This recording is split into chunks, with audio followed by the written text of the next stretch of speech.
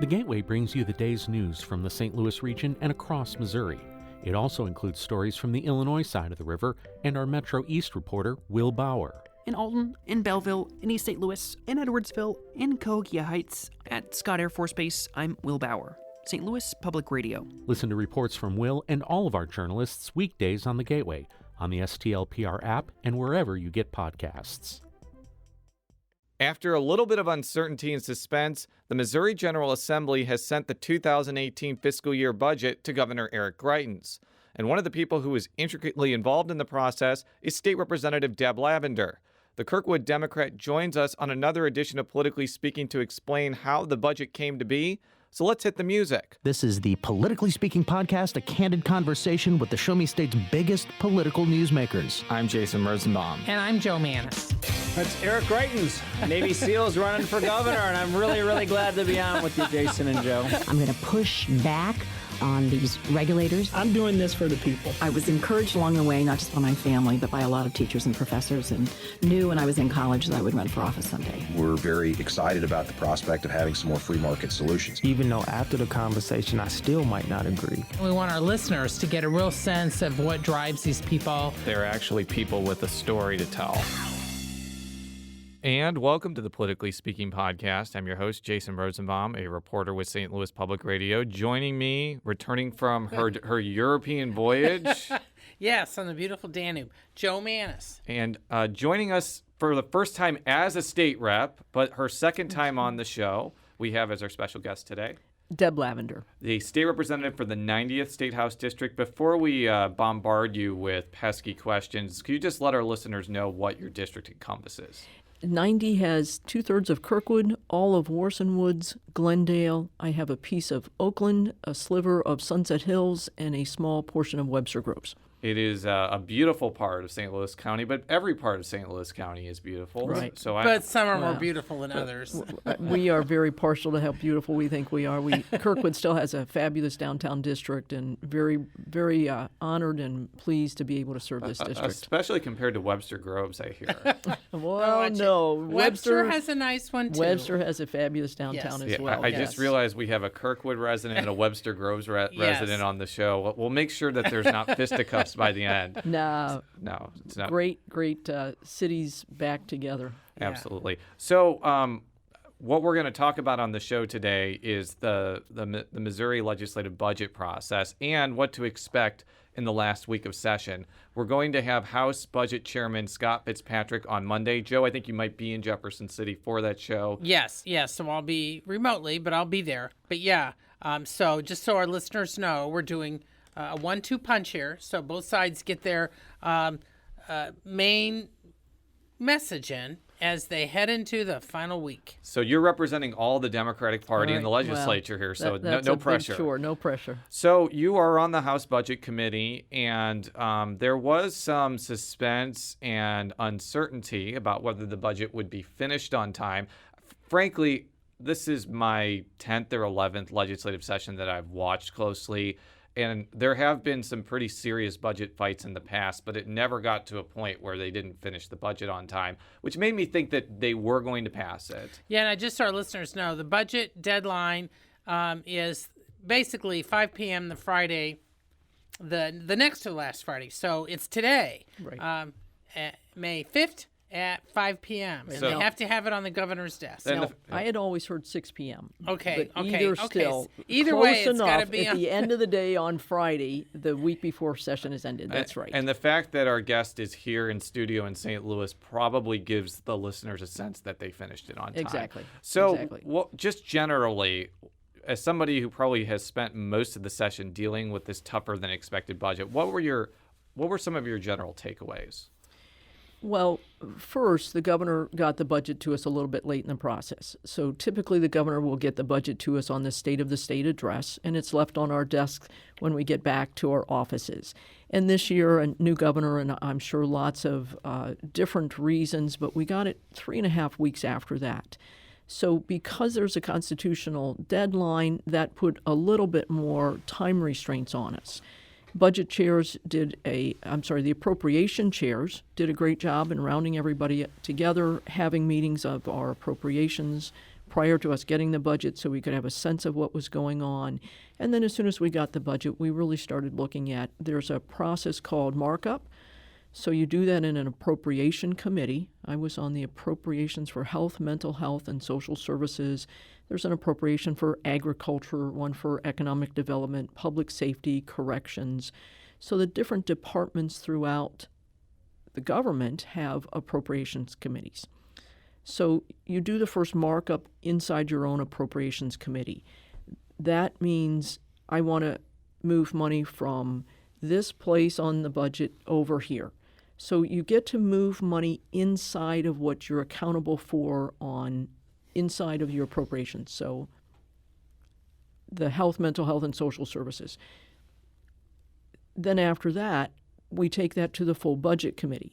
So then when you get to the full budget committee, then you get to move money from anywhere in the state budget to anywhere in the state budget. Now, a little backdrop here. About the time that the governor laid out his proposed budget, which included some significant cuts in state payments to nursing homes for low-income elderly, and B, transportation for public school districts, which affected particularly rural school districts. So even though the legislature is controlled by the same party as the governor now, they're all Republicans, there was a lot of unrest over that. I'm just putting that as a backdrop as you're doing this. Thanks, you're right. And it's a challenging budget year. We have a hole of $500 million. For me, as I see that is that we've given so many corporate tax breaks over the last several years. So we no longer have franchise tax in the state of Missouri. As a small business owner, I used to pay $49 every other year for that tax.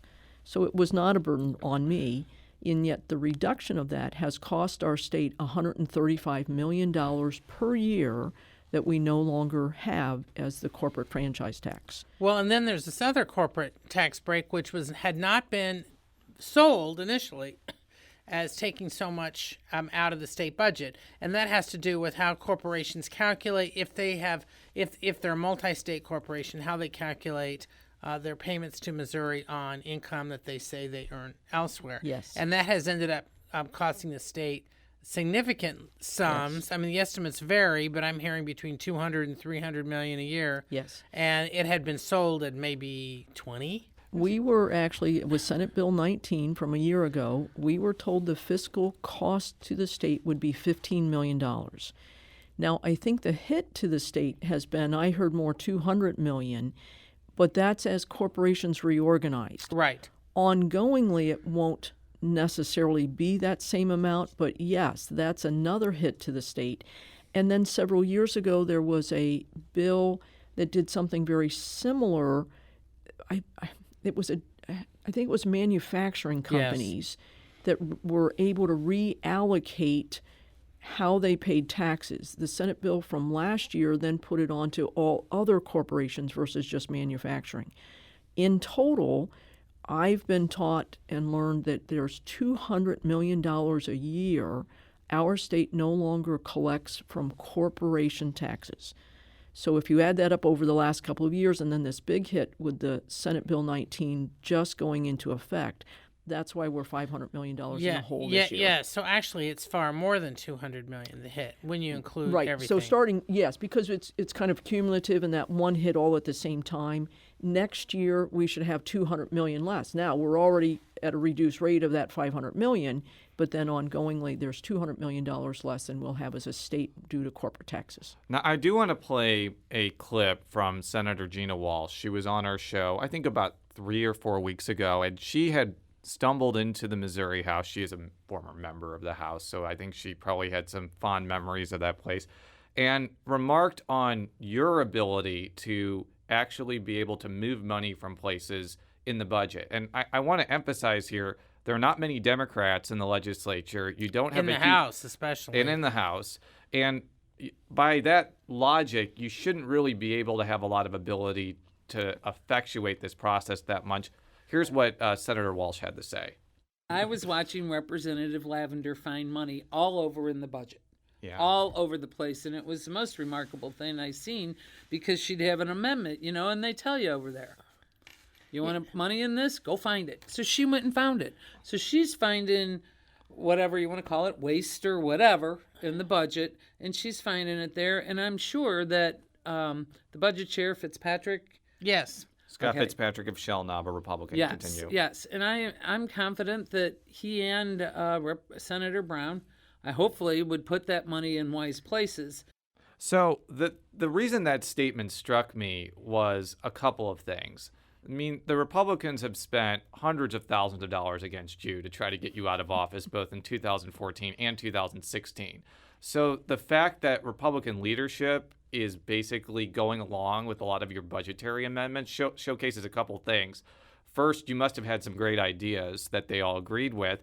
And B, they're not really trying to politically stymie you if you're trying to help with the budget process, where they would probably stymie Democrats in other places. So I may have been reading a little too much into Senator Walsh's statement, but it does kind of show that the Republicans were willing to let someone like you participate in the process pretty significantly. Representative Fitzpatrick has been very fair with all members. Now, Senator Walsh was very generous there. Yes, I think I found a lot of money in a lot of places. They did not accept all of those on the House floor. We accepted some of those places that we were able to move some of the funds. One of the big places I found money that we were not able to use that I'm disappointed with is I had $6.8 million to put into the public defenders. There are 3 funds over in the Attorney General's office that are what we call sweepable funds. One is a court case fund, one is an antitrust fund, and one was the Merchandising Practice Act fund. The Merchandising Practice Act fund has $12 million in it. They have authority to spend $3.7 million. So I thought that was a good place to find $6 million to put towards the public defenders, who are incredibly underfunded and have been for many years. We actually have a lawsuit against our public defenders right now. Yeah, I was just going to bring that up. Yeah, for not being able to represent people adequately under the 4th and 6th Amendment of our Constitution. So I had attempted to find that. It was, I think, just my good hard work. Luck is got a lot to do with hard work. But the night of the budget markup, the Attorney General's office wasn't there. So the representatives of the budget, Republicans especially, we did pass my amendments from the Budget Committee, as much because the Attorney General's office wasn't represented. They took $6 million of it right back on the floor, but yeah.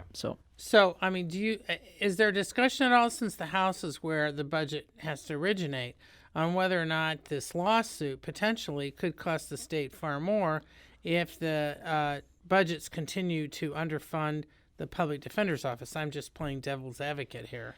Well, I agree with you, and to date, where I keep bringing it up, I brought it up on the floor again yesterday as we finished the budget process on the House floor, that this is something we need to seriously look at, that we're not funding them. And yes, I think it could end up costing us a lot more.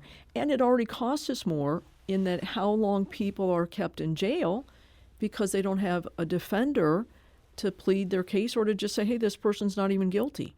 So we have stories of people spending days, weeks, and months in jail without receiving adequate representation.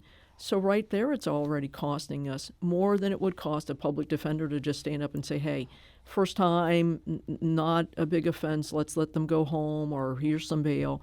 They don't even have that opportunity for that defense. Now, probably the biggest fight was this I think, House Senate's disagreement over in-home care for seniors. Is that what it is, Joe? Or nursing homes? It's basically nursing homes, most of it. Well, it's in-home care too, and I'm not sure I would say it's a House-Senate battle.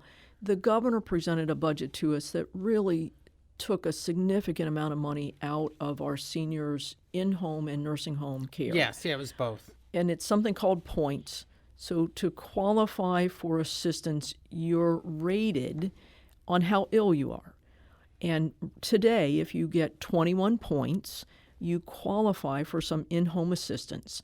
And that might be 2 hours a day to help get you dressed, to look at your feet if you're diabetic, to make sure your medication is being taken appropriately. And so today you have to qualify at 21 points. In the governor's budget, he said had to have 27 points to qualify. And we knew that was going to knock off, and I apologize, I may not have the number right, at least 16,000 people. Yeah, they were talking 20. So yeah, somewhere in that ballpark. Right.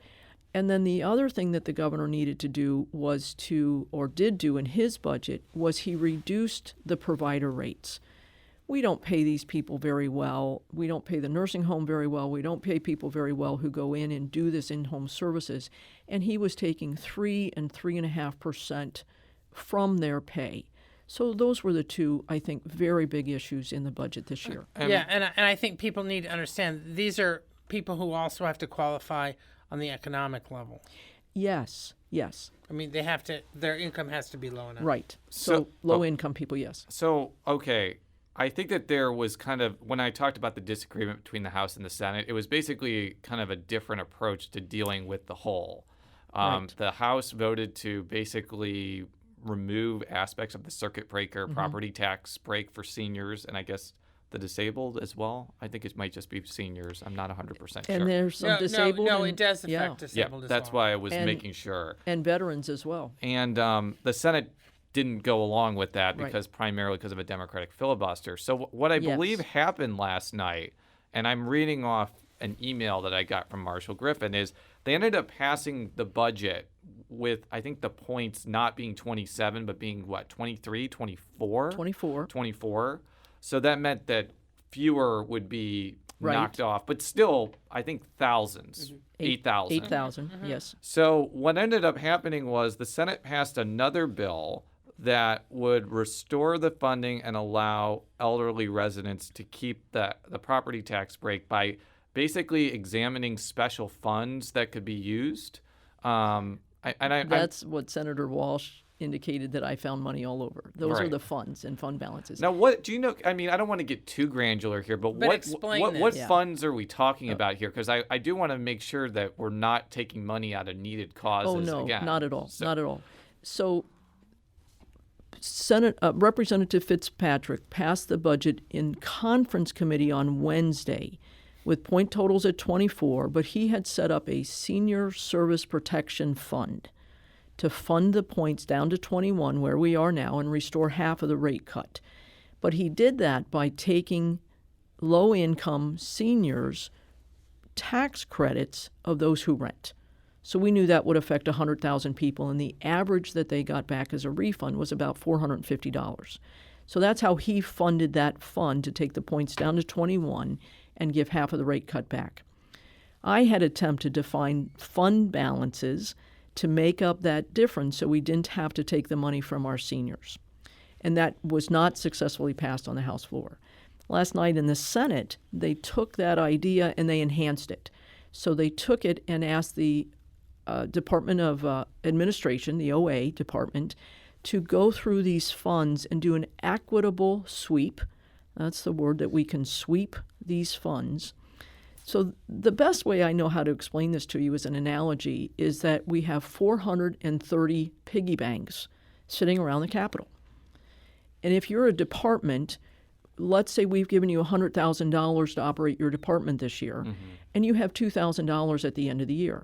Well, you took that $2,000 and you put it in that piggy bank. Yeah, it didn't go back into the state general fund. I mean, the St. Louis City Hall has something like this on a much smaller scale, where the departments have these, and it's just like you were talking about what was in the AG's office, where there's all these different funds, and most of them have balances in them that are sitting there. They're not being spent. They might get spent down the road on something. You don't know. That's right. And I think that the pushback against that idea was that it's a one-time fix to a longer-term problem. Because once you take the balances of that fund, they're not there anymore. Well, and they might accumulate over the next several years, but you're right. And then my response to that is the governor has a tax commission.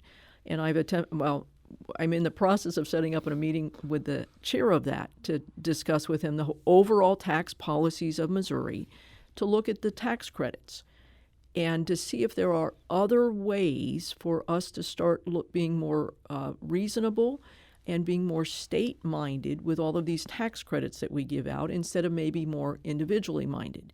There are some of us that feel some of our tax credits benefit a very few number of people, and we want them to benefit the state in general. So it's time to look at comprehensively those tax credits to see how we might find this savings in the future. I do want to ask about that, and that's probably going to be an issue next year or the year after. But let's say you significantly reduce the amount of like historic or low-income tax credits that are given out, and a lot of those credits have already been issued but not redeemed, especially the low income, which goes, I think, at a 10-year clip every time. How much money are you actually going to save if you lower the cap on those? I don't think we know right now, and you are right. Some of those tax credits do set out for an 8 or a 10-year time period, but I think it's also time to start looking at that. There are caps on a yearly basis, and that's where we might be able to start. Instead of giving $10 million to a tax credit in a year from now, maybe we only give $8 million. So where there's still a 10-year tail of when that tax credit can be redeemed, we can at least start decreasing how many tax credits are out there. Yeah, just so our listeners understand, I mean, this something about the state tax credits has been going on for a long time. Yeah. During the Nixon administration, Nixon had estimated it was between $550 and $600 million a year that the state was losing because of all the various tax credits that were given out, some to corporations, some to developers, some to individuals, different things.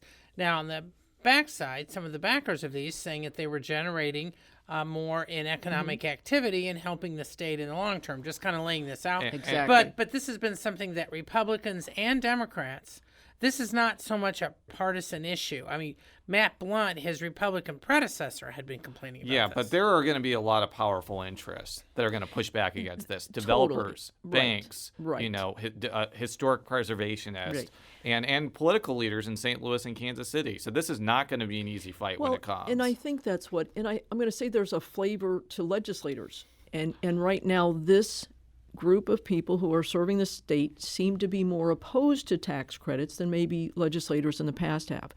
But I think it needs to be a thoughtful process. So in the Budget Committee last week, we received presentation of every single tax credit that we have in the state. And, we've got to look. Do they benefit the state? Do they benefit the people of the state? Is there a return on investment that's a wise return on investment? If I put $1 out and get $2 of value back, that's a wise investment. But we also have tax credits that go out that I send out $1 and the state might benefit 4 cents. So it needs to be comprehensive, it needs to be thoughtful, and it needs to be judiciously applied. Now, the last budgetary item I want to talk before we get into more general issues is higher education. Now, higher education from the governor's initial budget, I think had about a 9 or 10% cut. I think it ended up being about 6 or 7% in the end. And 7 sounds right. 6 or 7%. Yeah. And frankly, I don't think the governor wanted to cut colleges and universities. I don't think he took any joy in doing that. But when you have a budgetary hole and you have something that's funded primarily with general revenue, which higher education is, you don't have a lot of other choices. So I wanted to ask you, is this situation maybe a jumping off point for legislators to discuss maybe direct funds for higher education that comes through cigarette taxes or comes through additional fees, as opposed to it being funded with general revenue where it's so disjointed by budget year?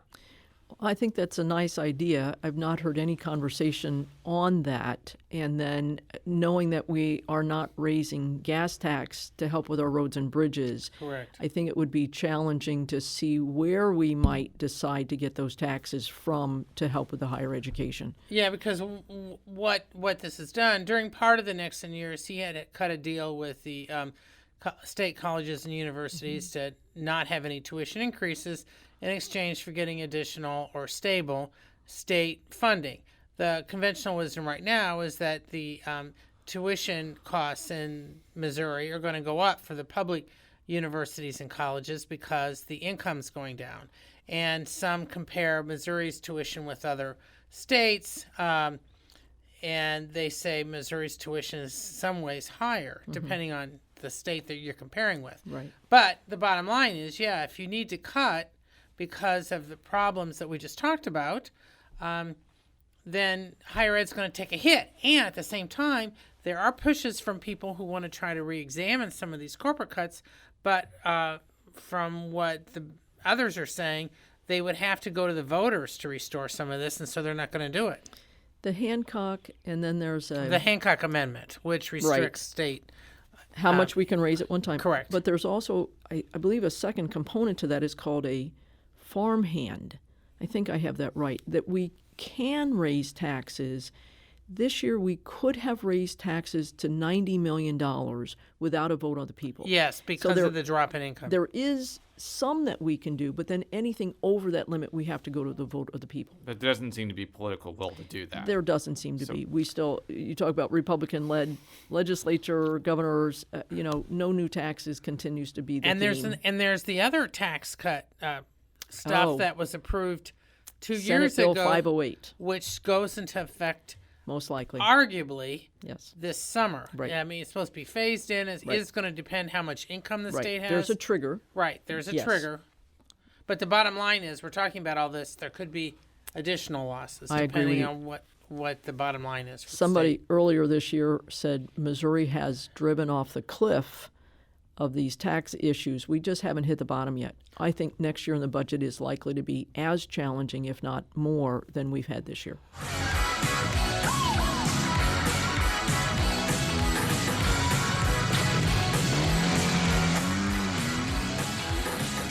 So with that optimistic note, let's talk about the last week of the session. Just generally, I think that there are some items that I can expect to come up, but what are you expecting are going to be the major things that the House debates? Well, you had mentioned earlier before we got on air about Senate Bill 43. There is a bill. Explain what that is. There is a bill out there that would take. It's discrimination. It's discrimination in the workplace. It's to ease some of it's to make it more difficult. Yes. To file lawsuits. Right. On that. If I'm old, and you have made comments about my being old as your employee over the last year, and yet then I'm late for 2 weeks or you don't like a report that I turn in, you might say, Deb, we're firing you because you were late and you didn't turn in this report. But I know over the last year you've talked about how old I am and how much money you have to pay me versus somebody else. So the motivating factor that you fired me is that I was late and didn't turn my report in on time, but a contributing factor is that I'm old and you've made note of that. This bill would eliminate any contributing factor from being able to be used in feeling that you were discriminated against because you were fired in a lawsuit. So the only thing you could challenge in a lawsuit was, no, they fired me because I was late and didn't turn my report in on time. And any information I might have about they didn't like me because I was old cannot be used. Now I'm assuming you're not in favor of this bill. Can you explain why this would be a bad thing for Missouri and Missouri's business climate or anything? Well, there's a couple of things. First, this rolls back our laws on discrimination to before civil rights. It was 1961 since we had amended this bill. So we are rolling back civil rights decades. The second that is very concerning to me is this has been introduced by a specific senator who is currently being sued for discrimination at his business. Now, to be fair, I've talked to him. I interviewed him before I went on vacation, and he points out that his lawsuit will not be affected by this bill. Well, and I appreciate that, but the visual of this is awful. This could, yes, it may not affect the lawsuit he currently has, but what about his next one? And if you were to read the transcript of the lawsuit is awful. The gentleman who was fired, I think the woman who was fired, was just harassed on a racial issue for quite a while and then was fired because she didn't show up for work. My understanding is she'd had permission. An injury situation.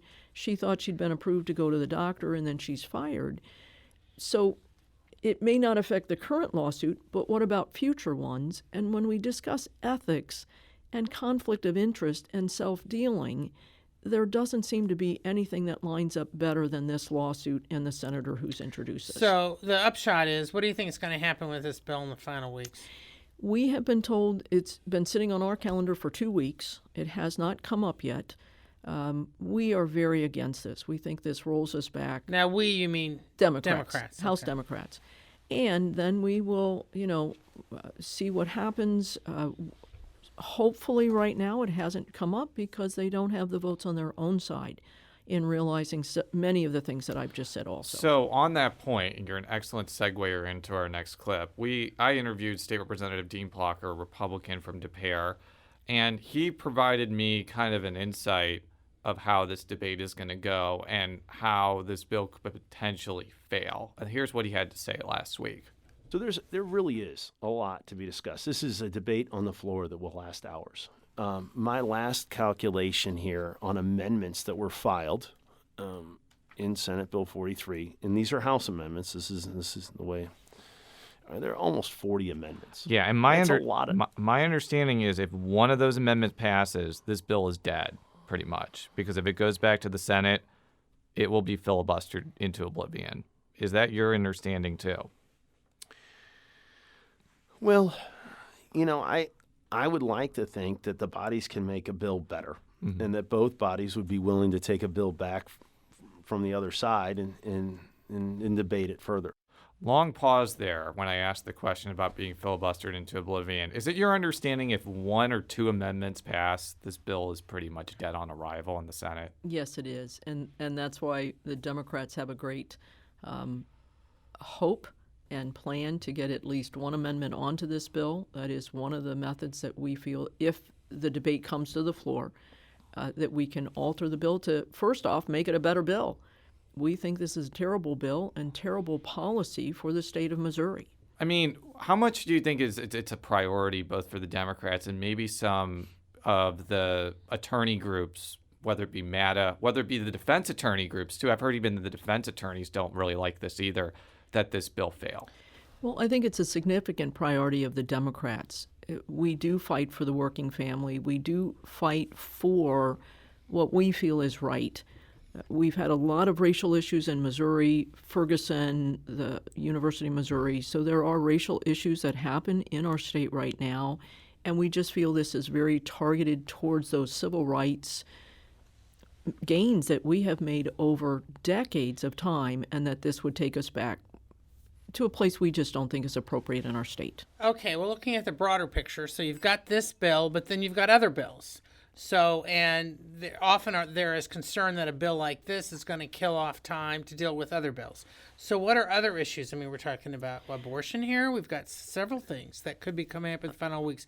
What other things do you think are going to be hot on the House? Well, let me just mention before we finish that we haven't gotten Real ID taken care of yet. And the Physician Drug Monitoring Program is in conference committee, and it has been for a couple weeks. So those are hot issues that we haven't gotten to yet. I just want to say about Real ID. Real ID is that Missouri's driver's licenses don't comply with the federal regulations. So if something's not fixed allegedly by January, you're not going to be able to use your driver's license to get on an airplane. Just so you know, because I took several plane flights the last couple of weeks to and from Europe. It was rather jarring to see these signs in all these airports around the world, including Missouri, as among 4 states where your driver's license may not be used, which was rather I have to interesting. ask this question. I know you weren't in the legislature. Why did Jay Nixon sign this bill? I mean, this bill passed only with 90 votes in the House, and he could have vetoed it. And I was trying to look for an explanation online, and I cannot find it. Well, there had been a push on this for several years under Matt Blunt, and I don't want to take too much of our time. I don't either, but this. that is a question in this. I mean, I know the governor listens to our show, and he sent me and Joe a nice letter. If you could tell us why you signed this bill, I would love to know, because it really goes against a lot of things that he typically stands for. Well, what I had heard at the time was that they were concerned about giving the federal government a picture worthy of facial recognition. Yes. And so, to me, the joke is so on us because Facebook now provides pictures worthy of facial recognition. Yeah. And so if that was a sticky point, technology has long blowed by that, so that's unfortunate. Anyways, but on to Joe's question. Yeah. Well, one of the bills that we have is Senate Bill 139, and it is a Missouri RX program. So inside of health and mental health, there are medications that we want to have on a preferred medication list. And many private insurance companies have done this. We want to have more of the state medications go that way. This could be a savings of $18 million to us. That is critical because the budget has passed with these $18 million saving inside of it.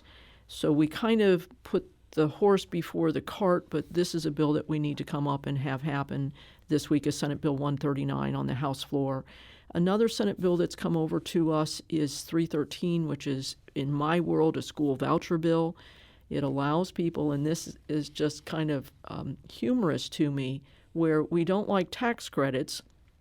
This bill would create tax credits to help fund education for kids to go to private schools. And this has been a Republican priority for over a decade. Yep. And after Nixon got in office, it basically fell by the wayside because Right. he said, I will veto anything that I say Yep. is a voucher Yep. bill. The fact that it is very close to going to Governor Greitens' desk and he will sign this, Right. it signals to me that it's an accomplishment of a long-standing priority among many Republicans, and it could be a major defeat for not only Democrats but also Republicans who are against this type of thing. It would be. And again, the part that's humorous for me is we seem as a body to be so against tax credits. We wanted to take away $52 million from low-income seniors because it's a tax credit, and yet here we're introducing a bill that puts $25 million of tax credit in, that I could donate $10 million to the state. I can get a tax credit for it. And the part that really intrigues me is if I only owe $5 million this year in taxes, the state will write me a check for $5 million. So how does that not come out of our bottom line? We've got budget issues. So I'm just perplexed with this. Yes, it's a priority, but going after it through tax cuts just seems to be very contradictory to what we're doing. Do you think that's going to end up passing? Senate Bill 313? Yeah. My best guess today is no, and if it does make to the floor, there'll be a very significant fight. The Democrats in the committee that it came to in the House did a fabulous job in poking out many holes that this bill has that is not good policy for our state. And the reason I asked that question is a lot of things that are Republican priorities will probably end up passing because there's so many Republicans. This is an issue where some Republicans do not like the idea. When it came to the House floor in 2007, it failed. But the difference is there were fewer Republicans back then, and there are a lot more now. Yeah, well, a lot of this, though, is not partisan. It's based on geography. Rural legislators, Republican or Democrat, and right now they're virtually all Republican, rural legislators have never been for big on voucher bills, in part because there aren't the private schools or the parochial schools in their areas where people would go to. They rely, virtually everybody goes to the public school. That's the one school. So they see this as taking money out of their own school district's pocket. Yeah. What I've heard is that the charter bill that passed on the House floor, barely passed on the House floor, and the Republicans themselves may not have enough votes for this one to pass. I do want to talk about ethics because that's been the topic of du jour for the last 3 years. The governor basically said three things he wanted to pass: a lobbyist gift ban, an expansion of the revolving door before a legislator can become a lobbyist, and statewide term limits for Attorney General, Auditor, Secretary of State, and Lieutenant Governor. Correct. Treasurer and Governor already have term limits. I've heard mixed things about that agenda. On the one hand, I do get a sense that, especially in the House, there is a distaste that lobbyists are giving lots of free things to people. I don't really sense that's the sentiment in the Senate, and frankly, senators get a lot more lobbyist gifts than House members, so that could be the reason why. Well, and there's also the issue of the fact that Governor Greitens, for good or bad, has set up, which Jason and I have both written about, a special committee called a 501c4 that has to do with a provision in the IRS code. Bottom line, it can take unlimited donations from unknown donors. You don't know where the money comes from, and actually it's very difficult to find out where they're spending it. Now, his aides who are in charge of this say this is just to promote his agenda, but under the 501c4, you can spend up to half the money on politics, and it's not illegal, and now this committee has doing some attack ads against some Republican So senators. I want to Yes. take this into two different Right. directions. Yeah. The first question: do you think that the governor's ethics agenda is really substantial at all and would really change anything? I'm afraid to say I don't think it is very substantial. I don't think it would change much. The House started on looking at ethical issues a good year ago, 2 years ago after the steak dinner at the country club. So the House started looking at ethical issues and reducing gifts a year ago. We truly started this year's session off, the first Monday of session at 7:30 in the morning with a hearing on a gift ban. So that's how the House started this year. So we passed that over to the Senate a long time ago. I'm concerned the governor speaks ethics, but his behavior doesn't demonstrate it. I think the day before he signed his executive order to not take gifts, he had taken a Glock pistol from somebody that had the governor's seal on it. This dark money campaign fund that he has truly concerns me. And we don't know where the $1.9 million came from that he accepted as a candidate. I believe that was last year in August. We still don't know where that money came from. So who is influencing? We don't know who paid for the inauguration yet. How do you have that was a separate 501c4. Right. How do you have an inauguration party and not have it be the state's business, the people of the state's business, to know who paid for that? So in the year of bought and paid for politicians and special influence, I think it's appropriate that you put all of your dealings on the table.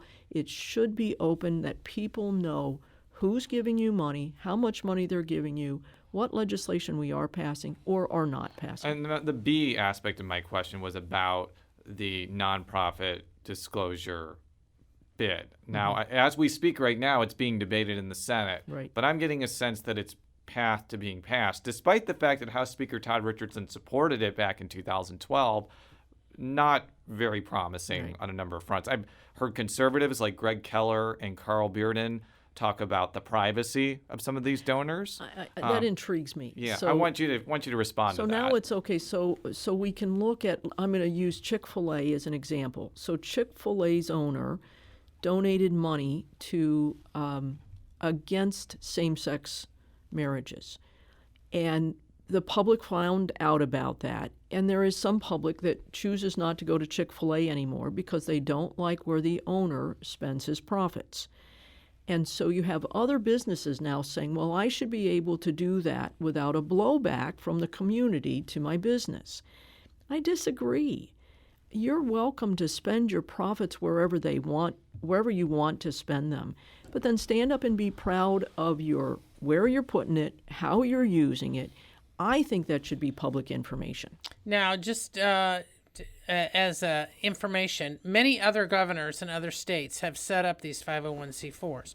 Now, in some of those states, including the state of New York, if there is political spending in that state by that group, they do have to ID their donors, which is why a couple years ago when this first came up, there was a push by then Attorney General Chris Koster and who was a Democrat, and some legislators to try to get it into state law. Now, Greg Keller, who is a Republican lobbyist and who represents another group, has said that they'll go to court if that.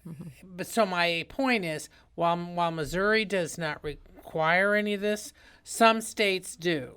Yeah. As far as identifying donors and spending. I do want to take this on a little bit of a left field direction, though, because there is a group that's a 501c3, which is different than a 501c4. Correct, and 501c3s cannot be spending money on campaigns. I want to make that clear. It's called for Campaign for Accountability. It's the group that asked for an investigation of Ron Richard about the TAMCO allegations. Now, when I sent a message asking who are your donors and who asked you to do this, they said, we're not going to tell you that.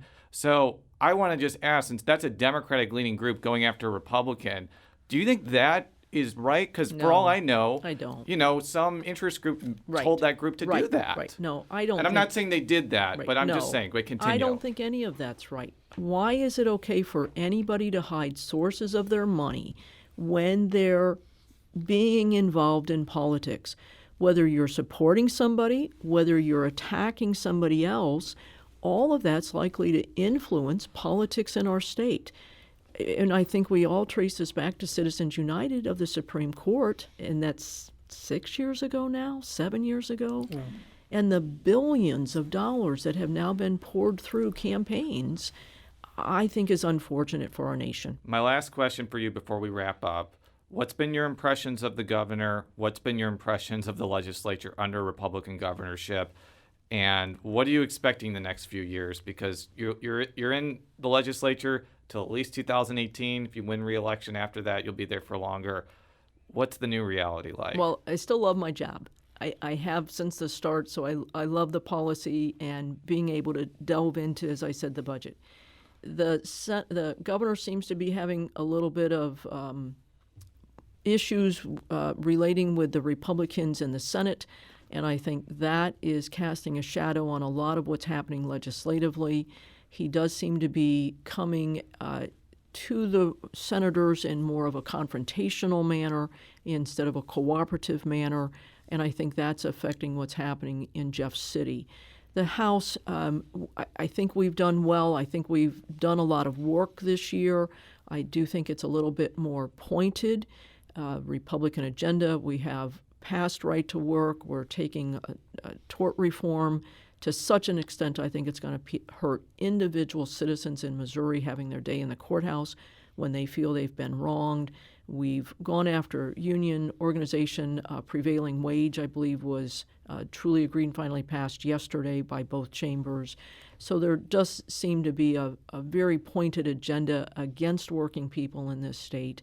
So I think that's what I see from the governor-led Republican legislators. Well, we want to just thank you for coming in hours after the budget passed and break this down. This was fascinating. And I think it's really important for people to know this process pretty intricately. Yes. So well, I appreciate being here and the opportunity. And I think Scott Fitzpatrick will do well with you on Monday. He's done a great job in a difficult year steering the budget. I may not like his results. He's done a very good job in steering the budget. We look forward to talking to the gentleman from Shell Knob in a few days. For all of our stories, stlpublicradio.org. Follow me on Twitter at @JRosenbaum. Follow Joe on Twitter at @JMannies. It's JMannies. And how would we follow you on Twitter? At Deb Lavender. We'll be back next week. Until then, so long.